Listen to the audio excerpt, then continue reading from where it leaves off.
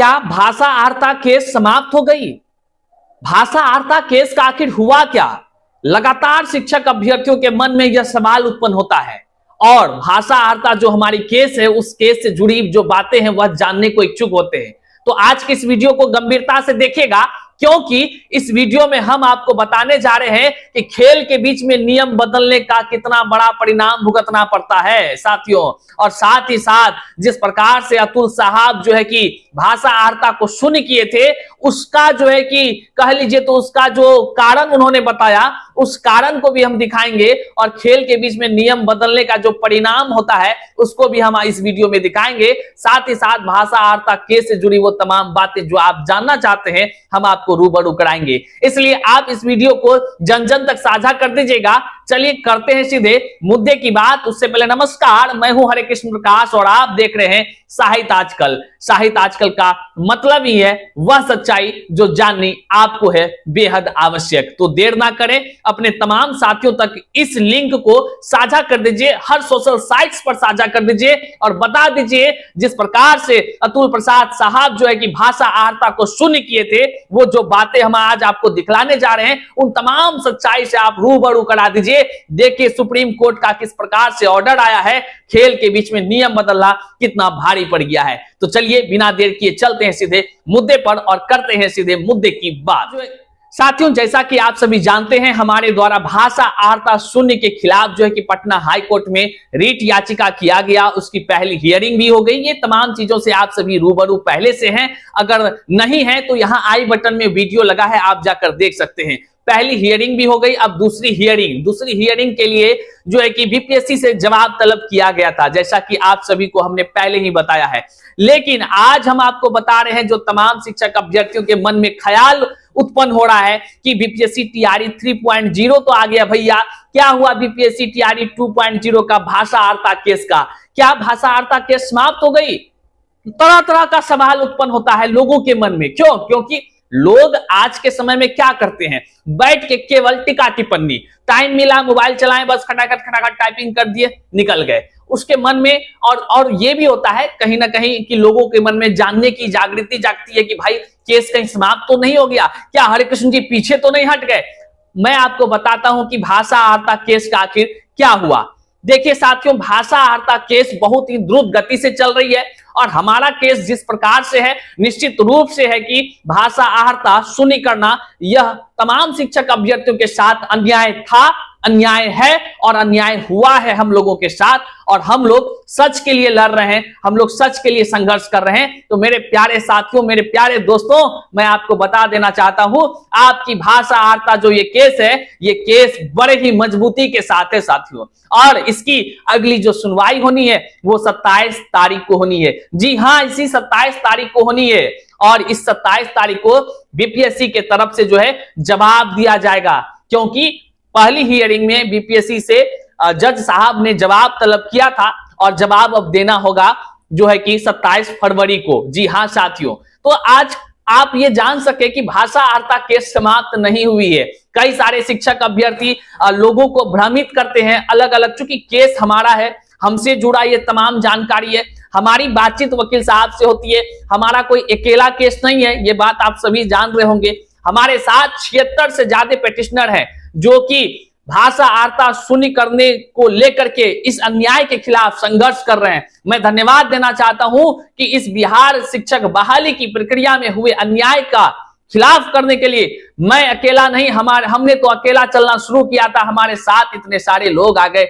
हम तमाम शिक्षक अभ्यर्थी जो पेटिशनर बने उन सभी का हम आभार तहे दिल से व्यक्त करते हैं, क्योंकि उन लोगों ने अन्याय के खिलाफ लड़ने के लिए आवाज तो हम एक है का साथ साथ कदम बढ़ाने का प्रयास किया और आज जो है कि सभी के माध्यम से भाषा आर्ता केस की हियरिंग भी हो सकी है और जो है कि अगली हियरिंग भी होगी। और यह केस किस प्रकार से है आपके ऊपर हम छोड़ देते हैं, यह वीडियो को पहले देख लीजिएगा, तब आप बताइएगा क्या होगा इस केस का और क्या यह केस जो है मजबूत होगा या नहीं होगा, क्या तमाम शिक्षक अभ्यर्थियों के साथ अन्याय हुआ है। ये तमाम चीजों को आप कमेंट बॉक्स में जरूर दीजिएगा, पहले आप और भी चीजों को देख लीजिए। साथियों, अतुल प्रसाद साहब, जी हाँ, ये वही नाम जो कि बीपीएससी टीआरई को कराने का पूरा अपना जो है कि कह लीजिए तो जी जान एक कर दिए, जिन्होंने कि ना जाने कितने ऐसे ऐसे बहुत सारी बातों को जो है कि अपने ट्विटर के माध्यम से ट्वीट करके तमाम शिक्षक अभ्यर्थियों को जानकारी दिया। बहरहाल इस जानकारी के क्रम में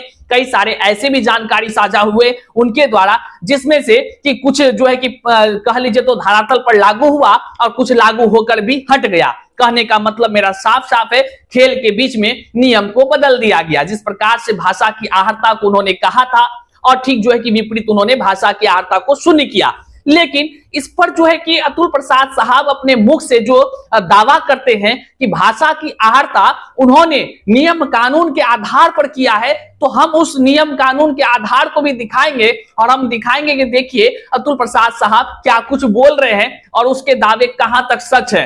आप पहले अतुल प्रसाद साहब को सुन लीजिए एक बार, जो वो भाषा आहर्ता पर बात करते हैं। टीआरई 2 में जो हम लोगों ने जो भी टीआरई किया है वो अध्यापक भर्ती नियमावली जो शिक्षा विभाग की है उस नियमावली के तहत किया है, और उस नियमावली के तहत ही उसमें रूल 7(5) सब रूल 5 में लिखा हुआ है कि कोई भी अर्थांक निर्धारित करने का विवेकाधिकार जो है वो आयोग को है।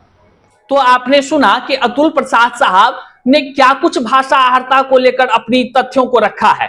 उन्होंने कहा बाकायदा कि हम तो नियम कानून के आधार पर जिस नियम का हवाला दे रहे हैं आपको, हम वह नियम भी दिखाते हैं जो विज्ञापन में वे जो कहते हैं कि विज्ञापन का जो कि आप पारा 7 का 5 पॉइंट्स को जब पढ़ेंगे, 5वां पॉइंट, तो देखिए यहां आपके स्क्रीन पर है, आप देखिए इसमें क्या कुछ कहा गया है। देखिए इसमें कहा गया है कि जो आहर्ता है, आहर्ता को जो है कि रखने का हिसाब किताब जो है कि यह आयोग पर निर्भर करता है, लेकिन ऐसा कहीं नहीं लिखा जाता है, लिखा हुआ है कि इसको शून्य ही कर देना है, ऐसा कहीं नहीं लिखा गया। और यहीं पर हम आपको अब वह चीज दिखाने जा रहे हैं, इसी तरह का खेल के बीच में जो नियम बदला गया, इस खेल के बीच में नियम बदलने पर सुप्रीम कोर्ट के तरफ से जो जजमेंट निकलकर सामने आया है वह जानेंगे तो आप भी कहेंगे वाह हरे कृष्ण साहब, आपने तो बड़ा ही शानदार चीजों को एक ही वीडियोस में जोड़कर जानकारी साझा किया है। निश्चित तौर से आप भी अपने साथ हुए अन्याय को समझ सकेंगे और आप जितने भी शिक्षक अभ्यर्थी आज असफल हो गए जबकि आप योग्य थे, भाषा की आहर्ता शून्य की वजह से आपका जो है कि कहीं ना कहीं सिलेक्शन नहीं हो सका, आज आप अपने घर में बैठकर आपको टीआरई 3 की तैयारी में लगे हैं। वहीं पर आप ऐसे भी कई शिक्षक अभ्यर्थियों को देखे होंगे जो कि अतुल प्रसाद साहब ने खुद प्रेस कॉन्फ्रेंस के माध्यम से कहा था कि जिसका नंबर अधिक आ रहा था वह भाषा में फेल हो रहा था, हमने उसको शून्य कर दिया ताकि जो है कि वे लोग निकल गए। कहने का मतलब है साफ शब्दों में, निजी कह लीजिए तो अपनी मानसिकता अपने तर्क के हिसाब से इस जो है कि शिक्षक बहाली की प्रक्रिया में कभी जो है कि नियम बदला गया तो कभी जो है कि खेल के बीच में जो है कि नियम को तहस नहस करके धज्जियां उड़ाई गई, जिसका परिणाम है कि आज आप और हम जो है कि असफल कहला रहे हैं, जबकि हम और आप जो है कि असफल नहीं बल्कि हर दृष्टिकोण से हम लोग मजबूत थे, उनकी आहर्ता को पास कर रहे थे। लेकिन क्या कीजिएगा, खेल के बीच में नियम बदलना तो इन साहबों से सीखा जाए। अपने साथ हुए इन्होंने जो प्रेस कॉन्फ्रेंस में कहा, अपने साथ हुए बातों को इन्होंने जो है कि प्रयोगशाला बना दिया हम तमाम शिक्षक अभ्यर्थियों पर। आइए सीधे जजमेंट पर चलते हैं जो सुप्रीम कोर्ट से निकलकर सामने आया है। इस देश में सुप्रीम कोर्ट से बढ़कर कोई नहीं है। आइए खेल के बीच में नियम बदलना कैसे पड़ता है भारी, सीखते हैं सुप्रीम कोर्ट से इस जजमेंट को। आपके सामने यहाँ डिस्प्ले पर जो दिख रहा है सुप्रीम कोर्ट का ये जो जजमेंट हुआ है, एक कह लीजिए तो बहाली पर इसी तरह ठीक खेल के बीच में नियम बदला गया था। लिखा हुआ है परीक्षा हो जाने के बाद कटअप में बदलाव स्वीकार नहीं। सुप्रीम कोर्ट का यह आदेश है। आगे जो आप नीचे देखेंगे जहां पर लाल से घेरा गया है, इसको आप बारीकी से देखिए। जिला न्यायाधीशों की नियुक्ति पर झारखंड हाई कोर्ट का फैसला रद्द हो गया। हाई कोर्ट का फैसला सुप्रीम कोर्ट ने रद्द कर दिया। जानेंगे उसका कारण। ठीक जैसे कि शिक्षक अभ्यर्थियों के साथ जो है कि शिक्षक बहाली की प्रक्रिया में खेल के बीच में नियम बदला, ठीक वही यहां पर भी हुआ। आप यहां देखेंगे तो समझ पाएंगे। देखिए मामला क्या है कि सुप्रीम कोर्ट ने कहा कि परीक्षा प्रक्रिया पूरी होने के बाद कटअप में कोई बदलाव करना मनमना है, इसे स्वीकार नहीं किया जा सकता है। शीर्ष अदालत ने इसके साथ ही 2022 में जिला न्यायाधीशों के चयन के लिए कटअप को बढ़ाकर 50% करने के झारखंड हाईकोर्ट की पूर्ण पीठ के फैसले को रद्द कर दिया। साथियों खेल के बीच में नियम कैसे बदला गया, नीचे आपको और दिखेगा, हम पढ़कर पहले सुना दे रहे हैं। जस्टिस अनुरोध बोस और जस्टिस संजय कुमार की पीठ ने कहा कि इस परीक्षा में कट ऑफ अंक निर्धारित करने की जिम्मेदारी हाईकोर्ट की है, उसकी तरफ से न्यूनतम अर्हता जैसी शर्त में बदलाव किया जा सकता है, लेकिन यह काम परीक्षा प्रक्रिया शुरू होने से पहले किया जाना चाहिए। देखिए, सुप्रीम कोर्ट ने भी माना है कि अगर आप बदलाव करते हैं तो यह जो है कि परीक्षा प्रक्रिया से पहले किया जाना चाहिए। मतलब गौर से समझिए कि कोई भी खेल का बीच में नियम नहीं बदला जाता है खेल शुरू होने से पहले। अब बताइए साथियों, भाषा की आर्ता आपकी कब समाप्त की गई?